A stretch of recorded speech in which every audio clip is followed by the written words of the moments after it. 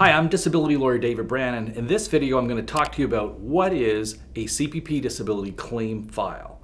After watching this video, you'll have a better understanding of what the claim file is, how it evolves over time, and why it is so important to your case. If you like this video, please go ahead and hit the like button. We really appreciate that.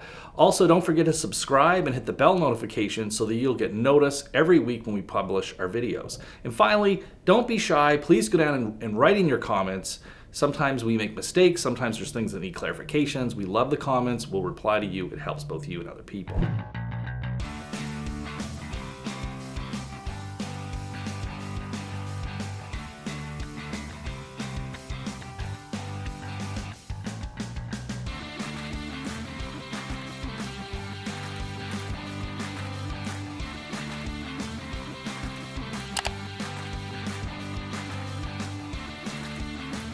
So what is a CPP disability claim file? Once you get started with your CPP disability claim, you may see reference to this idea of a claim file at different points in time. There are actually two phases of what I call a claim file. There's the initial phase when you do your application and you're working directly with Service Canada. They maintain a file about your claim. It starts out when you send in your application and the medical information. That's when they open their claim file and they do some of their own internal documents and things as well. While the medical adjudicator is considering your claim, as medical information comes in, as they talk to you on the phone, the claim file starts to get filled up with things like notes, memos, emails, communications, and also any medical records that you send in or communications they have with your doctors, communications they have with you, etc. Now, this claim file is not actually just a physical file. It's comprised of many different things. So it does include paper things that they would probably maybe print and put in an actual file folder, although I doubt that that's happening much anymore. Most of it is actually computer systems and filing online and their own internal documents and storage and that type of thing.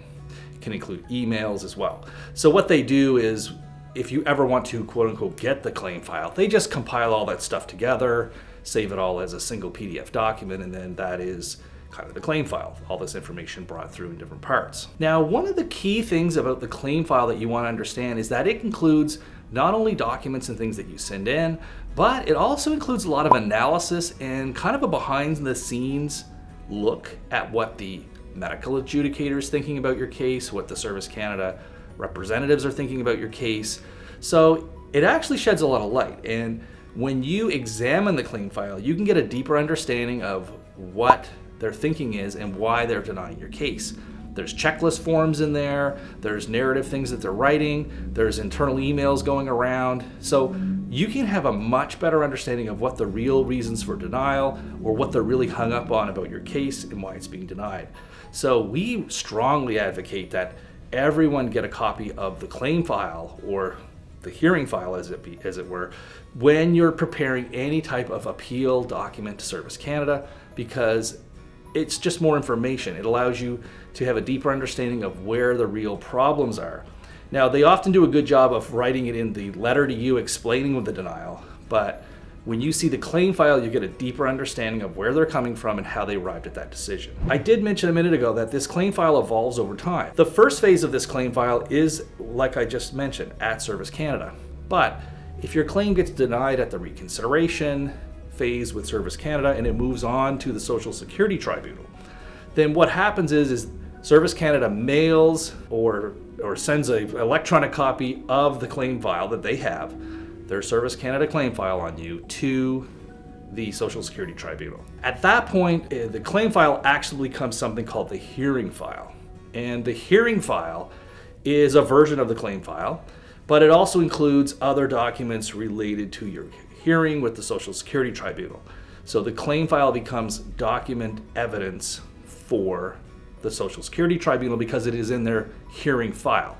The hearing file will include other things that you also submit going forward. You stop sending things to Service Canada once you get to the tribunal, so you'll be sending new medical records to the tribunal. You might send in your submissions to the tribunal judge about why your case should be approved.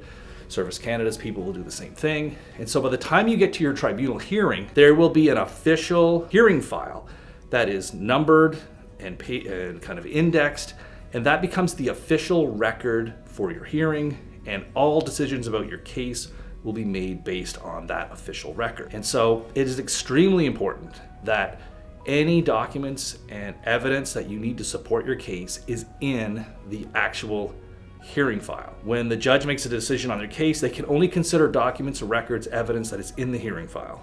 So think of it as something is not in the hearing file, that it just doesn't exist. So your goal is just to get everything in there and to make sure that the judge has all the information they have that they need to make a decision on your case. So in summary, the claim file is something that exists at Service Canada. It is literally just the documents that they receive about you and their own internal information that they create on paper, emails, computer programs, etc. The claim file follows you along, and it is actually eventually sent to the tribunal, where it becomes part of the official document record, along with other things that you send into the tribunal. So again, if you like this video, please go ahead and hit the like button. We really appreciate that.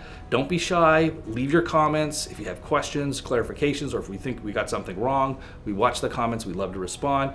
And finally, go ahead and hit the subscribe and bell notifications so you get notice every week when we send out these videos. Good luck with your CPP case. Keep watching these videos to learn more about how you can maximize your chances of success.